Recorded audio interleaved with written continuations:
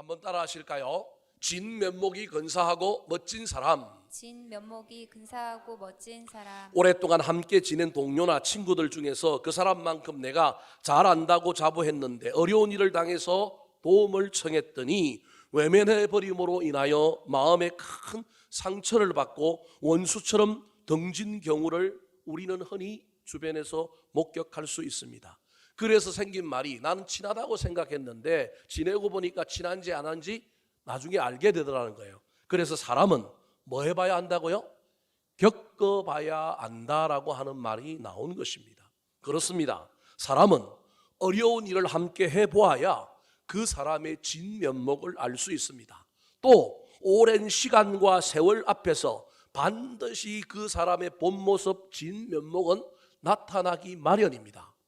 우리 모두가 이 안에 본 모습 진면목이 있는데 이 진면목이 여러 측면에서 나타나지만 첫 번째로는 언제 나타나냐면 위기를 겪으면 나타나고요. 또 다른은 언제 나타나냐면 시간 앞에 나도 모르는 사이에 시간의 경과 속에 세월의 경과 속에 우리의 본 모습 우리의 진면목을 드러낼 수밖에 없다라는 것입니다. 친구와 와인은 오래될수록 좋다는 말이 있는 이유도 시간과 세월 앞에 변치 않는 우정과 맛의 진면목이 드러나고 검증되기 때문에 그런 말들이 생긴 것이라고 할 수 있습니다. 오늘 본문 말씀의 주인공은 우리가 믿음의 조상이라고 하는 아브라함의 이야기입니다. 아브라함은 정말로 위기 가운데서 빛이 나는 사람, 위기 가운데서 그의 진면목이 멋지게 드러난 사람이라고 할 수 있습니다. 아브라함이 고향 갈대아 우르를 떠날 때 아버지 데라와 아내 사레와 그리고 조카 롯과 함께 떠나왔습니다. 아브라함은 삼형제 중에 막내였습니다. 큰형이 하란이었고 둘째 형이 나홀이었고 아브라함은 셋째 막내였습니다. 그런데 큰형 하란은 아브라함보다 나이가 몇 살 많으냐면 60살이 많아요. 형인데 60살이 많은 거예요. 근데 그 형이 아들 하나를 놓고 죽었는데 그 아들이 누구냐 하면 조카 롯인 거예요. 그러니까 조카 롯은 누구보다 조금 나이가 적느냐 하면 아브라함보다 나이가 적은 거예요. 조카인데도 나이가 거의 비슷할 정도로 적은 거예요.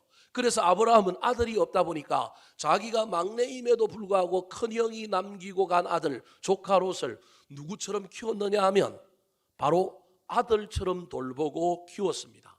가나안 땅으로 오는 도중에 할아버지 데라가 죽게 되니 이제는 전적으로 조카 롯을 키우고 길리고 시집 장가 보내고 이 한 일들을 누가 다 감당하느냐 하면 아브라함이 감당하게 된 것입니다. 어떤 면에서는 혹과 같은 존재였지만 조카 롯은 아브라함에게는 아들과 진배 없는 그런 존재였습니다. 사랑으로 대하고 따뜻하게 대하고 가능하면 줄 수 있는 건 다 주면서 그 조카 롯을 자기 곁에 두고 아들처럼 돌보았습니다. 가나안 땅에서 기근을 만나서 애굽으로 내려갔다가 올라오는 도중에 많은 지창금을 받는 바람에 아브라함과 조카 롯이 좀 부자가 됐습니다. 두 집이 부자가 되다 보니까 목초지가 부족하고 물이 부족하여 이 아브라함의 종들과 조카 롯의 종들이 목초지와 물을 놓고 서로 싸우는 일들이 생긴 거예요. 아브라함이 가만 보고 있으니 저대로 두면 큰일 나겠다라는 거예요. 왜냐하면 여러분 우리도 자식들끼리 싸우다가 그 싸움이 어떤 싸움으로 번져요?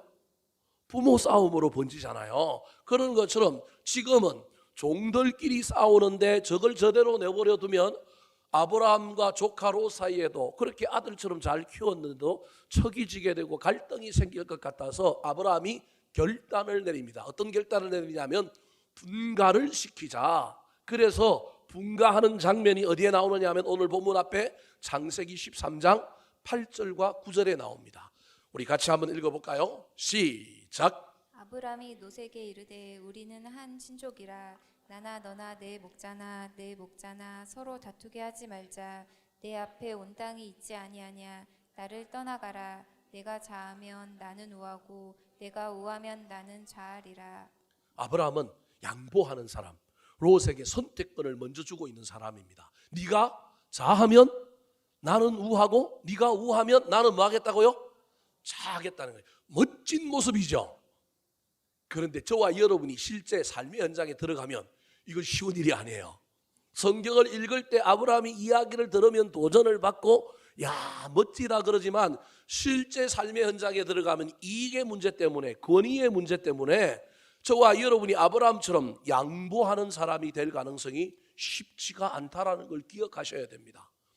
사람은 긴장과 갈등 속에서도 뭐가 나오느냐 하면 자기에 있는 본 면목, 진 면목, 본래의 모습이 드러나는데, 지금 아브라함과 조카 롯 사이에 갈등이 생겨서 헤어지게 되는 이 긴장과 갈등의 상황 속에서 아브라함이 보여주고 있는 모습은 어떤 모습이냐 하면 양보하는 거예요. 쉬운 일이 아닌 거예요. 양보하는 거예요. 권위를 내세우고 내가 선택하고 네가 선택해. 너 그동안 내 덕에 잘 먹고 잘 살았으니 이제 너 알아서 가. 이러기가 쉬운 것이 우리 인간이에요. 보기 좋고 정말로 멋진 모습이지만 그 모습을 내가 한다고 생각하면 실제 삶의 현장에서 우리가 그렇게 양보하고 선택권을 조카에게 먼저 주기가 쉽지 않다라는 거예요. 여기서도 벌써 아브라함의 진면목이 어떤 모습인지, 얼마나 괜찮은 사람인지를 우리에게 보여주고 있는 것입니다. 우리 같으면 이 선택권을 우리가 질 텐데 이 선택권을 이 롯에게 줬더니 롯이 물이 많고 기름진 땅이었던 요단 땅을 선택하여 요단들로 이사를 갑니다. 그러더니만 나중에 점점 어디로 들어가 봐요? 소돔과 고모라라고 하는 성, 소돔성에 들어갑니다. 롯이 소돔성에 들어갔다는 말은 기름지고 물이 많은 곳에서 목초지에서 양을 키우는 바람에 뭐가 됐다는 거예요? 부자가 됐다는 걸 의미하는 거예요. 유목민으로 살다가 성에 들어가서 산다? 그 말은 돈 벌었다는 거예요. 이제 뭐 해도 된다는 거예요? 정착해도 된다라고 하는 의미가 있는 거예요. 자기 삼촌 아브라함은 여전히 유목민으로 살고 있는데 자기는 좋은 땅 선택해가지고 그 땅이 얼마나 좋았던지 에덴 동산 같다고 성경에 기록하고 있단 말이에요. 그곳에서 잘 먹고 잘 살아가지고 돈 많이 벌어가지고 이제 더 이상 허드렛 일 목축업하지 않고 도시에 가서 무슨 삶을 살겠냐면 안정된 삶, 정착된 삶을 살겠다고 결정하고 소돔과 고모라 성으로 들어간 사람이 누구냐면 롯인 거예요. 근데 그냥 들어간 게 아니고 그 성 사람들이 배타적이고 그 성 사람들이 함부로 유목민들 더럽다고 못 들어오게 하니까 제가 보기엔 아마도 자기가 번 수익의 많은 부분을 지참금으로 내었을 잔조금을 내고 정착했을 가능성이 많은 사람이 누구냐 하면 조카 롯인 거예요. 그런데 그렇게 도시에 들어가서 사는 이 조카 롯이 그 도시에서도 따지고 보면 나중에 살펴보면 무슨 삶을 살고 있냐면 왕따와 같은 삶을 삽니다. 돈은 많이 벌었는데 자기 옆에 누가 없느냐 하면 사람이 없어요. 어찌되었든 이런 와중에 아브라함이 조카 롯과 결별하여 자기는 어디로 갔느냐 하면 헤브론이라고 하는 높은 산으로 올라가서 양을 치고 있는데 갑자기 이 조카 롯이 전쟁에 휘말려서 포로가 되었다라고 하는 소식이 들려옵니다. 여러분 같으면 이때 이 얌통머리 없는 놈 내가 양보했으면 삼촌 고맙습니다 이런 말이라도 하고 가야 되고, 자기가 돈 많이 벌었으면 나한테 찾아와서 선물이라도 주고 인사도 해야 되는데 그냥 자기 돈 많이 벌었다고 도시로 들어가서 소식도 끊고 있는 이놈, 전쟁에 소용돌이에 휘말려서 포로가 되었다 그러면 저와 여러분 속엔 때로는 아이고 쌤통이다 잘됐다 이럴 가능성이 많잖아요. 그런데 아브라함의 진면목은 언제 나타나느냐 하면 긴장과 갈등 상황에서 양보하는 사람으로 나타날 뿐만 아니라 이 위기 가운데, 내 위기가 아니라 남의 위기 가운데 이 아브라함이 조카 롯을 위하여 전쟁에 뛰어드는 엄청난 모습을 보이는 거예요. 한 개인이 국가의 전쟁에 뛰어드는 건 무모한 짓입니다. 그런데도 불구하고 자기 자식이 아니라 조카 롯인데 그 조카 롯이 전쟁 포로가 되어서 잡혀간다는 얘기를 듣고 그 사람들에게 전쟁을 걸어 그 조카 롯을 빼앗아 오고 찾아오는 위기 속에서도 정말로 너무 멋지고 아름다운 모습을 보여준 사람이 누구냐 하면 바로 아브라함이라는 것입니다. 사랑하는 성도 여러분, 저와 여러분의 삶에 이런 아브라함과 같은 사람이 있으면 얼마나 좋을까요? 저와 여러분은 이미 이 세상에서 살아가는 동안에 우리 젊은 애들, 청년들이나 젊은 신혼부부를 제외하고 죄송합니다만 이제 우리는 출세하긴 걸렀어요. 돈 많이 벌기도 걸렸어요. 세상에 살아가는 동안에 저와 여러분이 우리 인생의 멋짐을 무엇으로 자랑하겠습니까? 돈을 많이 벌어서 출세하는 걸로 자랑하겠습니까? 저는 우리 옆에 누가 있는가로 자랑했으면 좋겠습니다. 아브라함이라고 하는 멋진 사람이 조카 롯 옆에 있으니 조카 롯이 위기를 당해도 이 사람이 자기를 건져주잖아요. 자기를 구원해주잖아요. 여러분, 저와 여러분의 삶 곁에 이런 사람 한 사람은 있어야 되지 않겠습니까? 지금 여러분 곁에 어떤 사람이 있습니까? 내가 위기를 당할 때 그 위기 가운데 뛰어들어서 나에게 도움을 주고 나를 구원해주는 아브라함과 같은 사람이 있습니까? 우리 주변에 그런 사람 한 사람은 있게 해달라고 기도하시고, 그런 사람으로 말미암아 우리의 삶을 증명하고, 그런 사람으로 인하여 우리가 돈 많이 벌고 출세한 사람보다 더 행복한 인생임을 자랑할 수 있는 저와 여러분이 되었으면 좋겠습니다. 더 나아가 저와 여러분도 이 아브라함과 같은 위기 속에 나에게 멋진 모습으로 나를 구원해주고 나에게 도움을 주는 이런 사람 만나서 우리도 그 사람에게 감동되고 그 사람의 진 면목을 잘 본받아서 우리도 누군가에게 그런 삶을 살아가는 아름다운 남은 인생 되기를 우리 구주 예수 그리스도의 이름으로 축원합니다. 자, 그렇다면 갈등의 상황 속에서 양보함으로 진 면목이 나타났던 아브라함, 그런데 전쟁의 위기 속에 그가 조카 롯을 구하는 곳에서 그가 보여주었던 자기의 본 모습, 그의 진 면목은 어떤 모습일까요? 첫 번째입니다. 따라 하시겠습니다. 준비했다가 섬기는 사람. 준비했다가 섬기는 사람. 자, 오늘 본문 말씀인 창세기 14장에는 성경에 기록된 최초의 전쟁 이야기가 나옵니다. 이때는 지금으로부터 약 3,800년 전 시대입니다. 이 시대를 역사학자들은 뭐라고 이야기하냐면 부족국가 시대, 그렇게 이야기합니다. 나라가 아니라 한 성씨를 가진 집성촌들이 모여 있는 부족들이 국가 비스무리하게 모여서 살고 있는 시대입니다. 이때 가나안 땅 저 북쪽에 지금으로 치면 이라크, 시리아, 그 다음에 터키, 이 세 나라의 경계에 해당되는 지역에 4개의 큰 부족 국가들이 있었습니다. 이 부족 국가들이 연합하여 점점 다른 나라들을 침공하던 시대였습니다. 자, 이 부족 국가들이 어떤 부족 국가였을까요? 창세기 13장 1절에 나옵니다. 같이 한번 읽어볼까요? 시작. 당시에 시날 왕 아므라벨과 엘라살 왕 아리욱과 엘라망 그돌라오멜과 고임 왕 디다리. 자, 저기 시날 왕이라고 할 때 저 시날은 바벨탑을 세웠던 땅이 시날입니다. 시날 왕, 엘라살 왕, 엘라망, 그리고 고임 왕이라고 하는 4개의 왕이 있는데 국가까지는 아니고 부족 국가 정도 되는 4개의 나라가 연합을 했고, 그 연합의 핵심 대장이 누구냐 하면 엘라망 그둘라오멜이라고 하는 사람입니다. 북쪽은 산지일 가능성이 많습니다. 험할 가능성이 많습니다.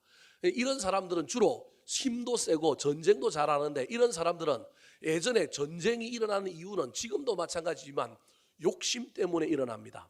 수렵 채취를 하여 자연에서 뭘 얻다가 농사가 발전하기 시작하면 사람들은 농업에서 생긴 이익을, 농업에서 생긴 생산력을 나중에 어떻게 하느냐 하면 꼭 저장하는 버릇이 있습니다. 현대 저축하는 것, 그런 의미 속에서 현대인들도 저축을 하고 있는 거예요. 모든 사람은 잉여가 생기면 뭘 하느냐 하면 저축을 해놓는 거예요. 그런데 힘이 센 사람들은 자신들이 농사를 안 짓고 자신들이 창고를 지을 필요가 없는 거예요. 뭐 하면 돼요? 남이 모아놓고 있는 창고 급습하여 뭐 하면 되는 거예요? 뺏어 오면 되는 거예요. 이게 고대의 전쟁의 내용이에요. 오늘날도 마찬가지고 모든 전쟁은 욕심에 기인하였고, 그 욕심의 문제는 뭐냐 하면 남이 가지고 있는 생산력, 남이 가지고 있는 잉여를 뭐 하느냐면 빼앗아 오려고 하는 거예요. 저 북쪽에 있는 왕들이 힘도 세고 뭐 그러다 보니까 가나안 땅으로 내려와서 사해 주변에 있었던 5개 나라가 있었는데, 저 1절에 나오는 나라들을 뭐라고 하냐면 북부동맹, 그렇게 부르고요. 또 소돔과 고모라, 즉 롯이 살고 있었던 아브라함 주변에 있었던 그 남쪽에 있는 그 부족 국가를 뭐라고 부르냐면 사해동맹, 그렇게 부릅니다. 저 북부동맹이 힘도 세고 그러니 남쪽으로 내려와서 사해동맹을 침공을 하니까 이 남쪽 사람들이 전쟁 나면 사람이 많이 죽잖아요. 일찍 항복을 해버렸어요. 항복하고 난 다음에 남쪽에는 농사를 지어서 잉여가 많으니 뭐라고 얘기한 거냐면 우리가 조공받을 테니까 전쟁하지 말고 올라가세요. 우리가 상국으로 모시고 섬기겠습니다. 그래서 그래서 이 남쪽 지방에 있는 사해 동맹에 있는 5개 나라가 저 네 나라에게 뭘 바쳤느냐 하면 조공을 바쳤어요. 근데 문제는 여러분 사람이 뭘 받으면 고맙다 조금만 주면 돼 그럴까요? 아니면 더 달라고 그럴까요? 네, 더 달라고 그러는 것이 인간의 목적이에요. 저 북부 동맹 4개 나라가 남쪽에 있는 사해 동맹 5개 나라에 조공을 받다가 더 달라고 그러는 거예요. 문제는 더 줄 수도 있는데 뭐가 생기느냐 하면 여러분 태풍이 오는 거예요. 우리나라로 치면 뭐가 오느냐 하면 기근이 왔고 가뭄이 나고 농사가 안 되는 거예요. 그래서 잉여가 있어서 그 잉여를 떼어서 주고 전쟁하는 것보다 항복하는 것이 훨씬 나았는데 이제는 흉년이 생기고 잉여물이 적다 보니 이 조공을 바치던 나라가 숨이 꼴딱꼴딱 넘어가는 거예요. 그래서 사해 5개 동맹 나라가 저 북쪽에 있는 북부 동맹하고 뭘 한 거냐면 전쟁을 벌이는 거예요. 반역을 하여 전쟁을 벌입니다. 자, 4절 말씀 창세기 13장 4절 말씀 시작. 이들이 12년 동안 그돌라오메를 섬기다가 제13년에 배반한지라. 이들은 사해 주변에 있는 5개 동맹, 사해 동맹이 그둘라오메를 위시한 북부 동맹에게 12년 동안 뭘 바친 거예요? 조공을 바치다가 이제 숨이 꼴딱꼴딱 넘어가고 아이씨 한판 붙어보자 그러고 뭘 벌였냐면 전쟁을 벌인 거예요. 이 사해 동맹이 전쟁을 벌인 것은 이유가 있어요. 준비를 좀 했단 말이에요. 어떤 준비를 했느냐 하면 사해 인근에 뭐가 있느냐면 역청구덩이, 우리로 치면 하산구덩이가 있고요. 그 다음에 온천이 올라오는 뭐 이런 구덩이가 좀 있어요. 그 구덩이를 우리로 치면 집으로 덮어놓고 그 앞에 진을 딱 치고 있으면 그둘라오멜이 북쪽으로 내려오다가 어디에 빠질 걸 예상한 거예요. 그 구덩이에 빠지면 이 사해 남부 동맹이 전부 이길 거라고 생각하고 전쟁을 12년 딱 지나고 13년째 전쟁을 한 거예요. 근데 이 그둘라오멜이 똑똑한 거예요. 정보를 알고 정면으로 안 내려오고 어떻게 올까요? 저 요단강 뒤로 돌아서 뒤에 와서 쳐버리는 거예요. 그러니까 소돔과 고모라를 비롯한 이 사해 동맹 5개 국가가 꼼짝없이 전부 죽임을 당하고 모든 걸 다 빼앗겨 가지고 이 사람들이 어디로 올라가겠냐면 북쪽으로 올라가고 있는 거예요. 이때 누구도 잡혀간 거예요? 아브라함의 조카 롯이 소돔성에 있었는데 이때 조카 롯도 이 그둘라오멜의 북부 동맹에게 잡혀서 포로로 가게 된 거예요. 이 소식을 소돔성에서 도망 나온 사람이 누구에게 알려주느냐 하면 아브라함에게 알려줍니다. 자, 오늘 본문 앞에 있는 12절 13절 말씀 같이 한번 읽어볼까요? 시작. 소돔에 거주하는 아브람의 조카 롯도 사로잡고 그 재물까지 노력하여 갔더라. 도망한 자가 와서 히브리 사람 아브람에게 알리니 그때 아브람이 아모리 족속 마므레의 상수리 숲을 근처에 거주하였더라. 마므레는 에스겔 형제여 또 아넬의 형제라. 이들은 아브람과 동맹한 사람들이더라. 자, 12절에 보니까 소돔성에서 도망 나온 사람이 아브라함에게 당신 조카 잡혀갔어요 알려준 거예요. 13절에 보니까 이 아브라함이 어디에 있었느냐 하면 헤브론이라고 하는 곳에 있었는데 이때 누구랑 같이 있었다고 설명하고 있느냐 하면 그 원주민 사람들 마므레, 에스골, 아넬이라고 하는 사람들과 동맹하여 사이좋게 지내고 있다 이렇게 얘기하는 거예요. 그러니까 무슨 말이냐면요, 여러분 조카 롯은 소돔과 고모라라고 하는 그 당시 최강대국 성에 소위 말하는 기부금 내고 들어갔는데 그는 왕따인 거예요. 그런데 아브라함은 덜해서 살고 있는데 그의 주변에는 누가 있느냐 하면 그와 함께하고 그를 흠모하고 그를 돕고 그와 함께 생명을 나누고자 하는 이주민들, 원주민들이 있는 거예요. 누구의 모습이 더 아름다워요? 아브라함의 모습이 훨씬 아름다운 거예요. 조카 롯에게는 옆에 사람이 없는데 아브라함에게는 누가 있느냐 하면 사람이 있어요. 자기를 위하여 충성하고 애쓸 사람이 있는 거예요. 나중에 전쟁에 저 사람들이 참가해요. 아니 자기 조카도 아니고 남의 일인데 뭐하러 참가해요? 누구 믿고 참가하는 거예요? 아브라함 믿고 참가한다니까 저 사람들이. 그만큼 아브라함은 자기 옆에 있는 사람들과 관계를 잘 맺는 사람, 그냥 아부에서 관계를 맺는 것이 아니라 그 속에 있는 진면목을 사람들이 보면 그냥 친할 수밖에 없는 거예요. 믿을 수밖에 없는 거예요. 따를 수밖에 없는 사람이 누구였느냐 하면 아브라함인 거예요. 아브라함이 조카 롯이 잡혀갔다는 소식을 듣고 어떻게 행동했을까요? 자, 14절 15절 말씀 시작. 아브람이 그의 조카가 사로잡혔음을 듣고 집에서 길리고 훈련된 자 318명을 거느리고 단까지 쫓아가서 그와 그의 가신들이 나뉘어 밤에 그들을 쳐 부수고 다메섹 왼편 호 밖까지 쫓아가. 자, 조카 롯이 붙잡혀 갔으니 삼촌이 조카를 돕는 건 당연하지만 여러분, 한 개인이 국가와 전쟁하는 일에 여러분 보고 참석하라고 참가하라 그러면 여러분 하실래요 말래요? 심각하게 한번 고민을 한번 해보세요. 저와 여러분이 지금 아브라함이다. 이런 일이 벌어져서 우리 조카가, 그 조카가 내가 정말로 자식처럼 길렀는데 얌통머리 없이 분가하더니만 찾아도 오지 않고 그러던 놈이 지금 전쟁 포로가 됐어요. 두 가지 마음이 생길 수 있습니다. 하나는 그래도 불쌍해서 혈육이 뭐라고 핏줄이 뭐라고 마음이 동할 수 있어요. 마음이 동하는 것까지는 할 수 있지만 이 전쟁에 참여한다? 생각을 좀 해보세요. 난 참여하겠다. 이런 사람 대단한 사람이 정말로 핏줄이 땡기는 사람이거나.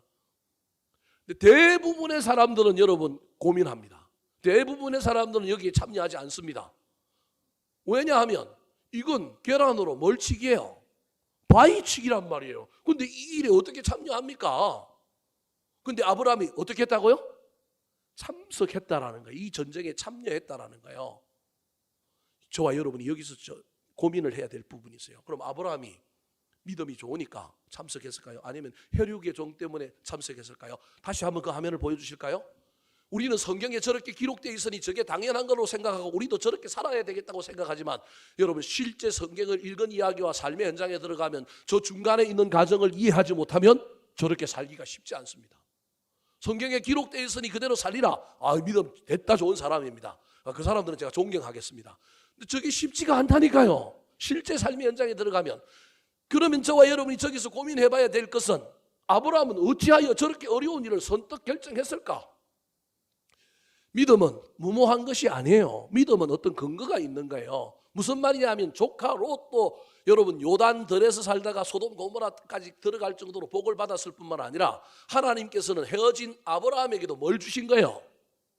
복을 주셨다니까요. 그 복을 주셨다는 말이 어디에 나오느냐 하면 14절에 아브라함이 그의 조카가 사로잡혔음을 듣고 집에서 길리고 훈련된 자 318명을 거느리고, 쉽게 이야기하면 자기 집에 사병이 몇 명 있느냐 하면 318명이 있어요. 가족들까지 치고 사병이 아닌 일반 일하는 사람까지 치면 아무리 못해도 아브라함의 집에는 몇 사람이 살고 있느냐 하면 약 400명, 좀 많이 잡으면 500명이 살고 있는 거예요. 그러니까 아브라함도 하나의 부족 국가인 거예요. 이해되십니까? 아브라함이 엄청나게 숫자가 많다니까 우리는 아브라함은 호롤단신으로 그 아내하고 사례하고 그렇게 막 그냥 터벅터벅 나귀 타고 다녔을 거라고 생각하는데 아브라함이라고 하는 집안 자체가 부족이라니까요. 부족. 엄청 크다니까요. 여러분, 그러면 318명을 훈련시키고 밥을 먹이려면 돈이 있어야 돼요? 없어야 돼요? 돈이 있어야 되는 정도가 아니라 어떻게 돼야 돼요? 많아야 된다니까요. 그 말은 하나님께서 아브라함에게 양치는 것에 엄청난 수익이 나게 만들고 그래서 아브라함을 뭘로 만들어 준 거예요? 부자로 만들어 주었다라는 거예요. 여기서 저와 여러분이 생각해 봐야 될 건, 그러면 아브라함은 왜 자기 집에서 길리고 훈련된 자 318명을 뒀을까? 성경을 읽을 때 이런 질문을 해봐야 된다. 그냥 기록되어 있으니까 그냥 끄떡끄떡 하면 안 되고 왜 아브라함이 저렇게 했을까? 저기 집에서 길리고 훈련된 자라고 하는 것은 용병을 돈을 주고 사온 의미가 아니라 자기 집에 있는 종들이 아이들을 낳아서 그 아이들이 자랐는데 청년들인 거예요. 집에서 길렀다라고 하는 말은 종들이 자식을 낳았다는 말이에요. 그들을 데리고 훈련시킨 거예요. 그러니까 월급은 줄 필요는 없죠. 아브라함이 인자하고 부드러운 사람이라 종들을 후하게 대한 거예요. 다메섹 사람 엘리에셀이라고 하는 종은 심지어 뭘 삼으려고 그래요? 아들로 삼으려고 그러잖아요. 그러니까 그 아브라함 밑에 있는 종들이 너무 아브라함 주인을 잘 만나고 삶이 편안하고 좋으니 자식을 어떻게 하는 거예요? 많이 낳는 거예요. 그 자식들을 잘 대해준 거예요. 그 자식들을 길리고 훈련돼서 318명이 된 거예요. 자, 뭐 그게 종이었던 상관없습니다. 그럼 왜 318명을 거느리고 있느냐는 거예요. 부자들의 고민은 뭐예요? 지키려고. 무슨 말씀이 이해되십니까? 지키려고 318명이라고 하는 사병을 거느리고 있는 것은 혹시 내 주변에 있는 사람들이 나를 공격할까 봐. 그래서 아까 그 원주민들하고 잘 지내는 거예요. 꼭 지키려고 그런 게 아니라 성품이 그래서 잘 지내기도 하지만 내 주변에 있는 사람하고 잘 지내는 거예요. 그럼에도 불구하고 또 다른 지역에서 공격하면 내 집에 있는 사병들을 가지고 뭐 해야 되는 거예요? 방어해야죠. 좀 더 다르게 이야기하면 아브라함은 하나님께 복을 받았을 때 그 복을 흥청망청 나를 위하여 쓴 것이 아니라 나 하나님께서 나에게 왜 이 복을 주셨을까? 나 이 복을 가지고 뭐하라고 하나님이 나한테 주셨을까 생각하고 그 복을 갈무리하고 그 복을 가지고 뭔가 다른 일들을 위하여 준비하고 있었던 거예요. 그의 준비는 뭐냐 하면 방어하는 거예요. 그런데 어느 날 조카 롯이 사로잡혀 갔다는 이야기를 딱 듣는 순간에 그가 그 이야기를 듣고 성경은 기록하고 있지 않지만 저의 상상으로 하면 아브라함이 하나님 앞에 나가서 뭐 했을 가능성이 많으냐 하면 기도했을 가능성이 많은 거예요. 혈육의 정 때문에 내가 참가해야 되는데 자신이 없습니다. 어떻게 해야 될까요? 하나님이 뭐라고 얘기했을까요? 니한테 누가 있다고요? 318명이 있지 않느냐? 제가 쓰는 소설이에요. 여러분 꼭 어디 가서 또 우리 목사님이 그랬다 그러더라는 게 아니고 성경을 상상력을 가지고 여러분 이해해 볼 필요가 있는 거예요. 그때 하나님이 알려준 거예요. 에서드라고 하는 사람이 왕후가 되었는데 자기 민족이 몰살을 당할 위기에 있을 때 삼촌 모로데게가 와서 너가 왕후가 된 것은 이때를 위함이 아니냐. 이 이야기에 그가 죽으면 죽으리라 결단하고 왕에 나아갔던 것처럼 자신의 보호를 위하여 318명을 거느리고 훈련시켰던 이 아브라함에게 하나님이 뭐라고 얘기하냐면 나의 목적과 상관없이 나는 그것을 위하여 준비하고 있었는데 하나님이 와갖고 너 준비한 것 이번에 누굴 위하여 쓰라고요? 조카 롯을 위하여 쓰라라고 하는 하나님의 음성이 들려왔다. 이영기 목사의 해석의 상상이에요. 그때 준비해 놓은 것이 없는 사람은 갈 수도 없어요. 화면을 다시 보여주실까요? 여러분 저기 보면 15절에 보면 아브라함이 여러분 무모하게 그냥 믿음 하나 가지고 행한 것이 아니라고 하는 걸 알 수 있는 거예요. 집에서 길리고 훈련된 자 318명만 있을 뿐만 아니라 15절에 보면 전략이 있어요. 국가를 상대로 싸워야 되는 개인이 전면전 정면으로 공격하면 이길 수 없으니 그와 그의 가신들이 나뉘어서 언제요? 밤에. 이게 전략인 거예요. 나뉘어서 밤에 게릴라전으로 갑자기 자고 있는 그둘라오멜 군대를 쳐서 그들이 혼비백산하여 도망가게 만들어서 포로와 재물들을 다 어떻게 하는 거냐면 찾아왔다. 16절 말씀 같이 한번 읽어볼까요? 시작. 모든 빼앗겼던 재물과 자기의 조카 롯과 그의 재물과 또 부녀와 친척을 다 찾아왔더라. 여기서 저와 여러분이 생각해 봐야 될 것이 있습니다. 아브라함이 318명을 준비하고 있지 않았다고 한다면 물론 그래도 우리 하나님은 능력이 많으셔서 다른 방법으로 이길 수 있게 하시겠지만 하나님은 준비된 사람을 쓰신다는 거예요. 사랑하는 성도 여러분, 저와 여러분이 하나님께로부터 은혜를 받고 복을 받았을 때 기억하시기 바랍니다. 왜 주셨을까? 무엇 하라고 주셨을까? 하나님의 뜻과는 전혀 다를 수 있다 할지라도 준비하시기 바랍니다. 준비해놓고 나면 하나님이 그것을 가지고 우리 주님께서 쓰실 것입니다. 쓰면 손해볼 것 같죠? 318명 데리고 전쟁 나갔는데 손해봤습니까? 아니면 더 부자 됐습니까? 더 부자 됐습니다. 하나님이 이때를 위함이 아닌가 할 때 그 음성을 듣고 하나님의 뜻을 잘 분별하고 해석하여 내가 준비해 놓은 것을 가지고 하나님의 뜻에 합당하게 쓰임받음으로 말미암아 더 큰 복을 받으시기 바랍니다. 단순히 복의 문제가 아니라 여러분 이때 우리의 진면목이 나타나는 거예요. 위기 속에서도 위기 속에 도망가거나 비급해지는 사람이 아니라 위기 속에 내가 준비했던 걸 가지고 하나님의 뜻에 맞게 한번 멋지게 사용하는 이 아름다운 이 아브라함의 모습이 저와 여러분의 인생 가운데도 우리에게 주신 은사와 달란트와 재물과 여러 가지 것들을 왜 주셨는지 잘 고민하고 길리고 준비할 뿐만 아니라 하나님의 음성이 들려올 때 이때를 위함이구나 깨닫고 쓸 수 있는 저와 여러분 되기를 우리 구주 예수 그리스도의 이름으로 축원합니다. 두 번째, 이 위기 속에 나타난 아브라함의 진면목은 어떤 진면목일까요? 따라하시겠습니다. 은혜를 아는 겸손한 사람. 은혜를 아는 겸손한 사람. 자, 이렇게 해서 전쟁에 승리하고 돌아오는 아브라함 앞에 두 사람이 마중을 나왔습니다. 누가 마중을 나왔을까요? 17절과 18절 같이 읽어보겠습니다. 시작. 아브람이 그돌라오멜과 그와 함께한 왕들을 쳐 부수고 돌아올 때 소돔 왕이 샤웨 골짜기 곧 왕의 골짜기로 나와 그를 영접하였고 살렘 왕 멜기세덱이 떡과 포도주를 가지고 나왔으니 그는 지극히 높으신 하나님의 제사장이었더라. 자, 두 명이 나왔는데 하나는 소돔 왕이 나왔고 하나는 누가 나왔느냐 하면 살렘은 예루살렘입니다. 예루살렘의 왕으로 있었던 멜기세덱이라고 하는 사람이 나왔는데 이 사람은 하나님의 뭐였다고요? 제사장이었어요. 근데 이 사람이 뭘 가지고 나왔느냐 하면 떡과 포도주를 가지고 왔어요. 이건 성찬식에 쓰는 거거든요. 그러니까 이 사람이 제사장이라서 이 사람은 뭐 하러 나면 예배드리러 나온 거예요. 소돔 왕은 아무것도 안 가지고 나왔는데 소돔 왕이 딱 나왔어요. 여러분, 저와 여러분의 인생에 특별히 우리가 무엇을 이루거나 저와 여러분이 승리했을 때 우리 인생 앞에 반드시 저 두 왕이 나온다는 사실을 기억하시기 바랍니다. 어느 왕을 먼저 만나느냐도 중요하고 무슨 얘기를 듣느냐도 중요합니다. 저와 여러분의 인생 앞에 반드시 언제 어디서든지 어떤 상황 가운데서 저 두 왕이 우리를 마중 나온다는 걸 잊어버리면 안 됩니다. 여러분 꼭 기억하셔야 됩니다. 소돔 왕은 세상의 상징의 왕이요 악한 마귀를 상징합니다. 살렘 왕 멜기세덱은 하나님을 상징합니다. 저와 여러분이 누구의 환영을 받고 누구를 만나고 누구의 말을 들을 것인가가 엄청나게 중요합니다.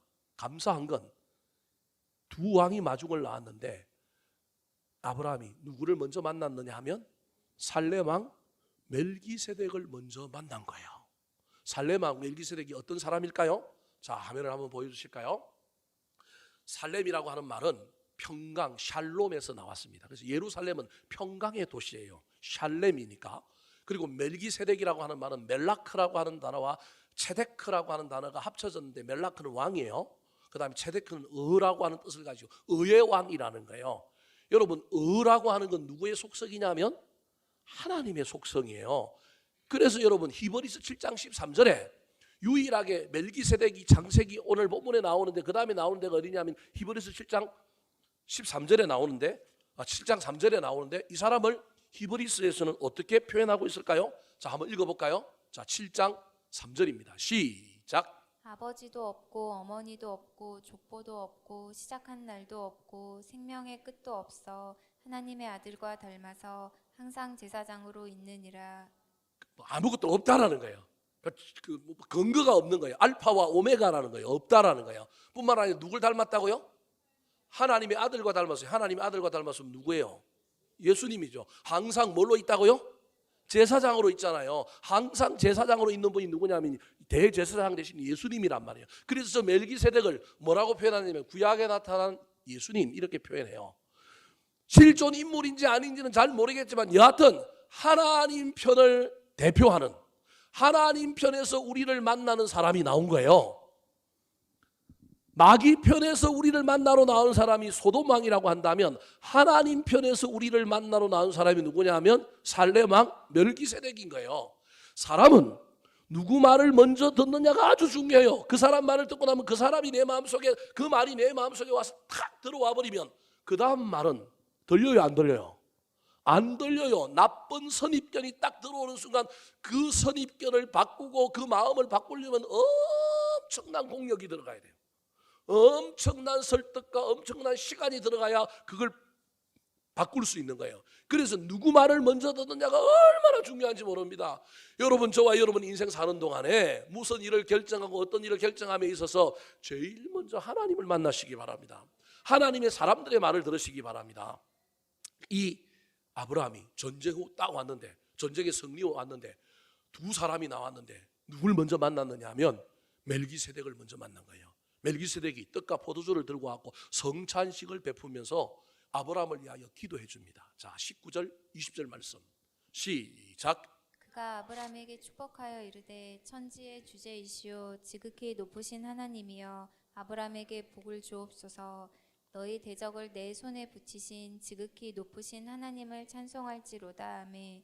아브라함이 그 얻은 것에서 10분의 1을 멜기세덱에게 주었더라. 자, 멜기세덱이 떡과 포도주를 가지고 오늘 아침에 예배를 드리는 가운데 아브라함을 향하여 축복기도 중보기도 하는 것이 19절이에요. 뭐라고 중보기도 하느냐 하면 천지의 주제이시오. 이 말은 기도의 대상이 되는 하나님을 설명하는 거예요. 천지의 주제, 주인이라는 거예요. 주인이면서 존재하고 계시는 분, 천지의 주인이신 하나님이요 지극히 높으신 하나님이요 이 말은 세상의 다른 여러 부족들이 섬기는 다른 신들보다 훨씬 높은, 최고로 높은, 영어로 하면 Almighty, 전능하신 하나님이요, 아브라함에게 뭘 주옵소서? 지금 아브라함이 전쟁에 승리하고 뭐 받고 왔어요? 복을 받고 왔잖아요. 근데 뭘 또 복을 달라 그래요? 아브라함이 기도를 받으면서 아씨 나 복 받고 왔는데 왜 또 복을 달라 그러지? 아마 그랬을 가능성이 많아요. 그런데 지금 멜기세덱은 아브라함에게 하나님 복을 주십시오 그렇게 얘기하는 거예요. 이 말은 아브라함이 받아야 할 복이 또 있는 거예요. 무슨 복을 받아야 될까요? 감사의 복. 감사의 복. 이 복이 성리하고 있어야 되는데 이 복이 없으면 그 다음 복이 없는 거예요. 1차로 복을 받았는데 감사하면 더 큰 복을 줄 텐데 1차에 승리했는데 이 복이 없으면 여러분 교만하고 패망하여 비극으로 넘어질 가능성이 있는 거예요. 이때 소돔왕을 만나면 골치가 아픈 거예요.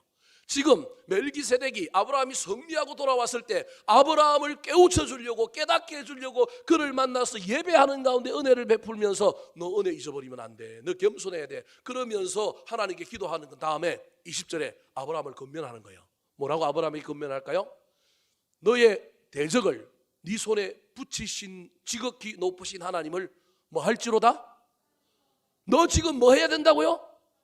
교만하게 뻐기면 안 돼. 전쟁에 승리하고 318명 데리고 왔고 국가와 싸워 이기고 전부 빼앗아 왔으면 여러분 인간인지라 목에 힘 좀 들어가도 그거 뭐 당연한 거 아니겠어요? 남에게 인정받고 남에게 존경받는 게 그 뭐가 나쁜 일이에요? 인간은 다 그럴 수밖에 없다니까요. 근데 이때 저와 여러분이 하나님을 만나야 된다니까요. 멜기세덱을 만나야 된다니까요. 그래서 좀 뻐기고 좀 이렇게 멋지게 그리고 달아가고 그냥 예배 드린다니까 예배 드리는데 갑자기 뭐 나 복을 받았는데 복을 달라고 하나님께 기도할 뿐만 아니라 이 목사가 이 멜기세덱이 뭐라고 얘기했냐면 네 대적을 네 손에 붙여주신 분은 지극히 높으신 하나님이니 너는 지금 그 하나님을 뭐 해야 된다? 찬송해야 된다. 네가 잊어버린 게 있는데 승리했다고 기고만장할 게 아니라 잠시 잠깐 자랑하고 잠시 잠깐 기고만장할지라도 너는 하나님께 지금 찬양하고 뭐 해야 된다는 거예요? 감사해야 된다는 거예요. 이 말에 아브라함이 망치로 갖고 뒤통수를 한 방 얻어맞았고 깜짝 놀란 거예요. 큰 깨달음이 생긴 거예요. 그래서 갑자기 돌발 행동을 하는데 그 돌발 행동이 뭐예요? 자기가 빼앗아 온 것의 10분의 1을 멜기세덱 제사장이 주는 거예요. 이게 최초의 성경에 나온 11조예요. 뭐 이걸 가지고 11조를 해야 되니 말아야 되니 제가 그 얘기 하려고 한 게 아니라 이 아브라함이 갑자기 망치로 뒤통수를 하나 맞은 것 같은 큰 깨달음은 뭐냐면 내 능력으로 한 게 아니구나. 이게 누구의 은혜다? 하나님의 은혜라고 하는 깨달음 때문에 너무 감동하여 내가 받은 모든 것이 하나님 것이지만 하나님께로부터 받았다라고 하는 내가 그 신앙의 고백으로 10분의 1을 드린 거예요. 여러분 이게 11조예요. 다른 의미가 있는 게 아니라 받은 은혜에 대한 감사로 모든 것이 하나님께로부터 받았다. 내 대적을 네 손에 너희 대적을 네 손에 붙여주신 분이 하나님이라는 거예요. 아브라함이 이걸 깨달아버린 거예요. 전쟁에 승리만 하고 돌아왔는데 야 내가 하나님을 찬양해야 되는구나. 하나님이 나한테 은혜를 주셔서 이런 일이 있었구나. 더 크게 될 거예요. 그러면 근데 이걸 잊어버리고 그냥 기고만장하게 갔던 그의 모습이 탁 떠오르기 시작하면서 정신을 차리고 그때서야 하나님께 나아가 그냥 그러는 거예요. 그런데 그 다음에 누가 나와요? 소돔왕이 나오는 거예요. 소돔왕이 나와서 뭐라고 얘기했을까요? 자 21절 시작. 소돔왕이 아브람에게 이르되 사람은 내게 보내고 물품은 내가 가지라. 여러분 소돔왕을 먼저 만났으면 아브라함이 큰일 났을 거예요. 소돔왕이 멜기세덱 다음에 나타난 거예요. 멜기세덱 다음에 나타나니까 지금 아브라함은 이미 은혜를 받아버렸잖아요. 소돔왕이 뭐라고 얘기해요? 아브라함에게 사람은 내게 보내고 물품은 네가 가져. 그럼 저 말은 틀린 말입니다. 고대 전쟁에 모든 전쟁의 소유권, 전쟁의 노획물의 소유권은 누구한테 있는 거예요? 이긴 사람에게 있는 거예요. 이긴 사람이 장땡인 거예요. 물론 소돔 왕이 가지고 있던 걸 누가 빼앗아 갔느냐 하면 그둘라오멜이 빼앗아 갔고 그둘라오멜이 갖고 있던 걸 누가 찾아왔느냐 하면 아브라함이 찾아왔죠. 이게 당구로 쓰리 쿠션이죠. 그래도 원주인이었던 아브라함이 소돔 왕이 자기 거라고 주장할 수 있어요, 없어요? 없어요. 없는데 소돔 왕이 저렇게 주장하는 이유는 뭘까요? 저건 주장이 아니고 타협인 거예요. 야합인 거예요. 저건 유혹인 거예요. 저 이야기 속에는 무엇이 담겨 있냐면 이런 게 담겨 있어요. 아브라함 너 산지에 살고 있지? 네가 아무리 산지에 살고 있어도 공산품이 필요한데 난 가장 강대한 소돔성에서 모든 생산품을 주관하는 왕이야. 너 먹고 살려면 누구한테 잘 보여야 된다고요? 나한테 잘 보여야 돼. 너 양털 깎아서 팔아야 되잖아. 내가 그거 유통만 꽉 잡고 있는데 그거 너 못 팔게 하면 너 못 먹고 살아. 너 나랑 연합해서 살자. 네랑 나랑 연합했다라고 하는 의미로 네가 가지고 있는 절반을 나누는 것을 통하여 우리의 연합이, 우리의 야합이 이제 이루어졌다라는 것을 이야기하자라는 거예요. 말이 안 되는 것 같지만 이 이야기 속에 소돔 왕이 사기꾼이잖아요. 얼마나 논리가 치밀해요. 원래 연합하거나 그러면 몫을 나누어야 되잖아요. 그래서 몫을 나누자라는 거예요. 그런데 이 몫을 나누면서 이 소돔 왕이 아브라함에게 지금 암시하고 있는 것은 너의 미래는 앞으로 나 때문에 어떻게 될 거라고요? 부자가 될 거라는 거예요. 너는 이제 나 때문에 가장 큰 성의 왕의 뒷배를 네가 가졌기 때문에 너의 인생의 미래가 장밋빛 인생이 될 거다. 그러니 그 장밋빛 인생에 대한 보정으로 네가 가지고 있는 걸 나한테 사람은 보내. 아니, 물건은 너가 줘도 돼. 나는 성을 재건하는데 뭐만 필요하면 되냐면 사람만 있으면 돼. 그 내가 성 재건하고 난 다음에 다 너의 뒤에서 물품 공급해주고 너 양털 팔아주고 고기 내가 다 유통해주고 너를 위하여 내가 모든 것을 후원해줄게. 네 인생의 미래는 이제 내 손에 있어. 근데 여러분, 아브라함이 이미 살레망을 만났잖아요. 대적을 내 손에 붙이신 이가 누구라고요? 내 인생의 미래는 누구한테 달려있다고요? 하나님께 달려있는 거예요. 만약에 살레망을 안 만났으면, 아브라함이 소돔왕을 먼저 만났으면 장밋빛 미래에 대한 이 소돔왕의 유혹이 얼마나 그의 인생을 끌고 갔을까요? 이제 하나님 없는 인생이 되는 거예요. 사람 의지하는 인생이 되는 겁니다. 사랑하는 성도 여러분, 자랑하고 인정받고 싶은 것이 우리 인생의 존재입니다. 내가 무엇을 이루는 욕구는 진짜 우리를 때로는 발전시키고 우리를 이끌어가는 중요한 욕구입니다. 그럼에도 불구하고 저와 여러분이 잠시 잠깐 교만하다가 잠시 잠깐 인정받다가도 저와 여러분은 영의 눈을 열어 반드시 우리를 찾아온 두 왕 중에 하나님께로부터 온 왕을 만날 수 있어야 합니다. 먼저 그분을 만나야 합니다. 세상을 만나면 세상이 우리에게 속삭입니다. 장밋빛 미래를 이야기하면서 우리에게 더 큰 불을 이야기하게 될 것입니다. 그때 저와 여러분 넘어가서 이제 하나님은 잊어버리고 교만해질 뿐만 아니라 은혜는 온데간데 없는 거예요.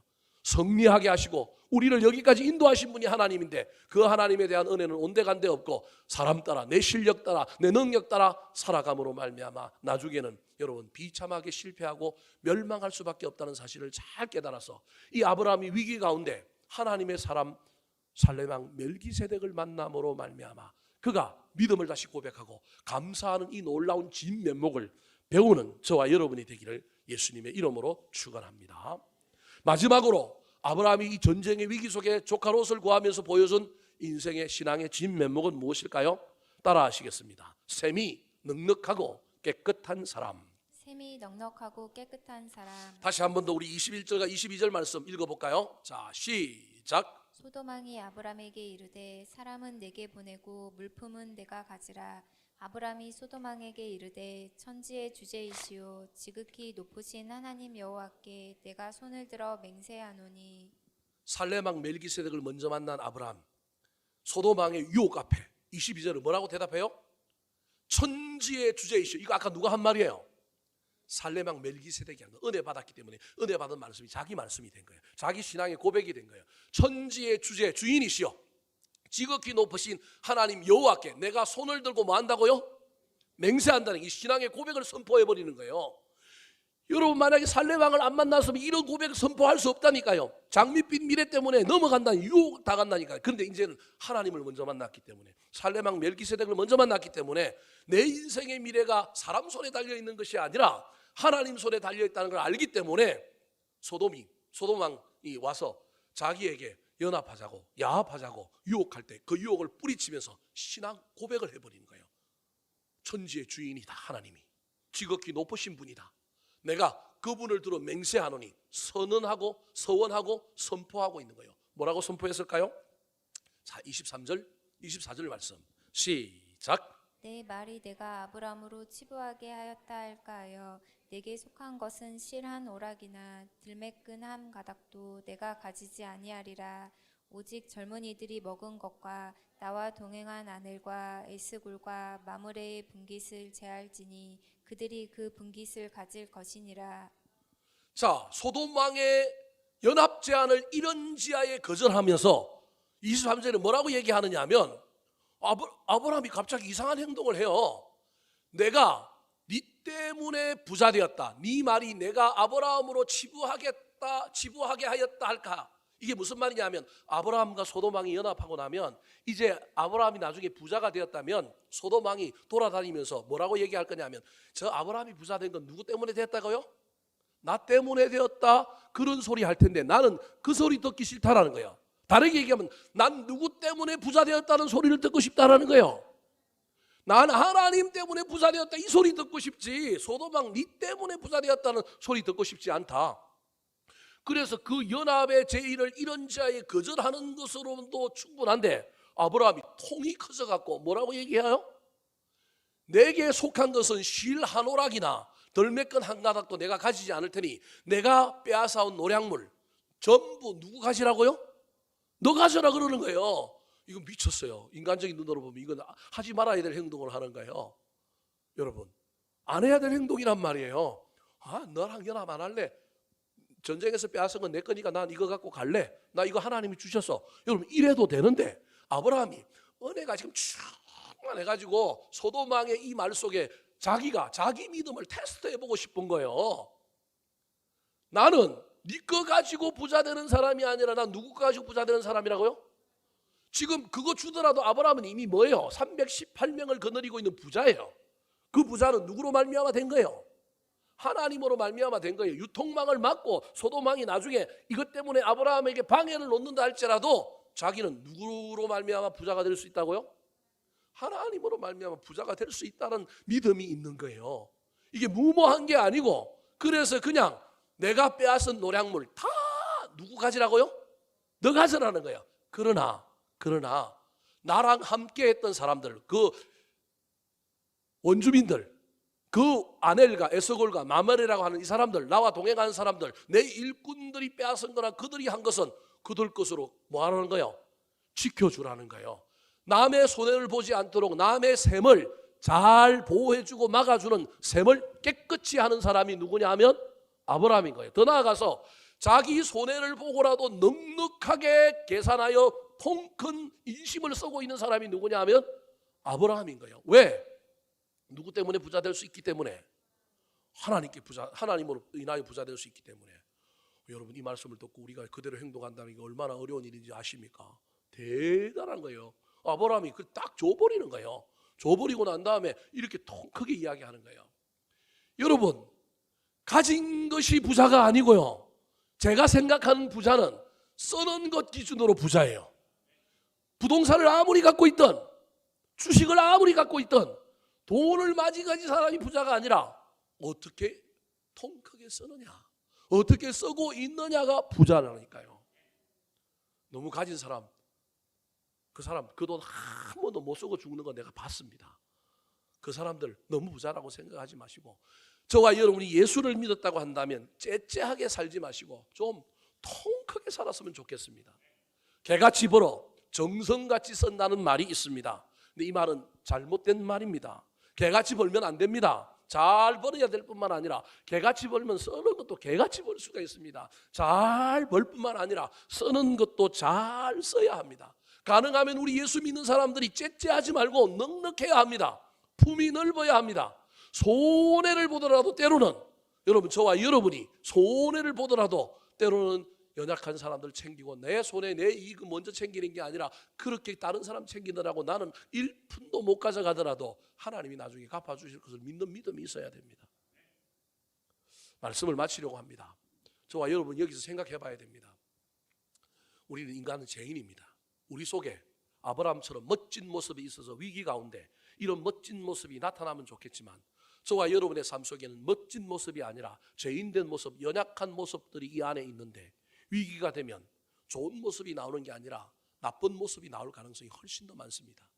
사람을 오래 사귀면 사귈수록 저와 여러분이 천부적으로 하나님께로부터 부모님으로부터 잘 받아서 좋은 인품과 좋은 영성을 물려받은 사람이 있는가 하면 대부분은 그렇지 못합니다. 우리가 세월 앞에 또는 자라온 환경과 수많은 고난 앞에 우리가 독해지고 악해지고 부패된 진면목을 이 안에 숨기고 있습니다. 그런데 어떻게 아브라함처럼 아름다운 진면목을 위기 가운데서 갈등 가운데서 나타낼 수 있을까요? 여러분, 아브라함의 이야기가 우리에게 해답입니다. 오늘 본문에서는 아브라함이 이런 진면목을 나타내지만 나중에 보면 아브라함이 하갈 때문에 또 다른 일 때문에 여러분 또 그 속에 죄인된 모습이 나타나지 않습니까? 그러면 오늘 본문에 나타난 이 아브라함의 이 진면목은 이유가 뭘까요? 롯과 헤어지고 난 다음에 그가 여러분 누굴 만났을 가능성이 많은 거예요? 조카인데 아들처럼 의지했던 그 아들을 롯을 보내고 그가 높은 산지로 올라가서 그 산지에서 양을 치는 가운데 홀로 있는 가운데 고독자로 하나님을 붙들었을 가능성이 많습니다. 은혜 가운데 약속의 말씀을 붙들었을 가능성이 많습니다. 창세기 2장에 보니까 롯과 헤어지고 난 다음에 너는 동서남북을 다녀보라. 네가 네 눈으로 본 땅을 뭘로 주리라? 약속의 땅을 주리라. 그래서 아브라함이 산지로 올라가기 전에 동과 서로 막 눈썹 휘날리며 다녀봅니다. 뭘 붙들었느냐 하면 약속의 말씀을 붙드는 거예요. 네가 본 땅을 주겠다고 한 약속의 말씀 때문에 여러분 땅을 많이 보려면 어디로 올라가야 돼요? 높은 데로 올라가야 되는 거예요. 그래서 여러분 높은 데로 올라가는 거예요. 높은 산지 해발 840m에 가서 양을 치는 거예요. 양치기가 산에 올라가서 양을 치면 돼요? 올라가더라도 중턱까지 가야죠. 왜? 물 때문에. 물은 높은 데 있어요? 아니면 낮은 데 있어요? 그럼 목축업은 낮은 데서 해야 되는데 이 아브라함이 어디로 가느냐 하면 산으로 간단 말이에요. 그 이유는 약속의 말씀 때문에. 아들과 같은 조카 롯의 상실감을 누굴로 채우느냐? 믿음으로, 신앙으로, 하나님으로 채운 거예요. 조카 롯이 전쟁의 소용돌이에 포로가 됐다는 이야기를 들을 때 그는 제가 보기에는 하나님과의 기도의 자리에 앉아서 하나님 어떻게 해야 됩니까? 저 큰 전쟁을 내가 어떻게 감당하겠습니까? 하나님 그때 너한테 318명 있지 않느냐? 저는 그렇게 하나님께서 음성을 들려줬을 거라고 생각합니다. 여러분 우리의 진면목이 멋지고 아름답게 위기 가운데도 나타나고 오랜 세월 가운데도 나타나려고 한다면 영적으로 훈련을 받아야 합니다. 하나님과 관계 속에 은혜 속에서 다듬어져야 합니다. 그래서 위기가 일어나도 문제가 생겨도 내가 욕심과 다른 어떤 내 체면과 이런 것 때문에 내 안에 있는 악한 진면목을 보여주는 것이 아니라 다듬어지고 훈련된 진면목을 보여줄 수 있는 것은 하나님과 관계 속에서 저와 여러분이 다듬어지고 은혜를 받았기 때문에 그것이 나오는 것입니다.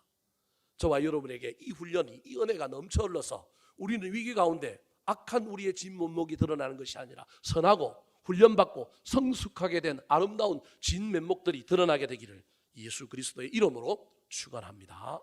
한번 따라 하실까요? 진면목이 근사하고 멋진 사람, 진면목이 근사하고 멋진 사람, 준비했다가 섬기는 사람, 준비했다가 섬기는 사람, 은혜를 아는 겸손한 사람, 은혜를 아는 겸손한 사람, 셈이 넉넉하고 깨끗한 사람, 셈이 넉넉하고 깨끗한 사람,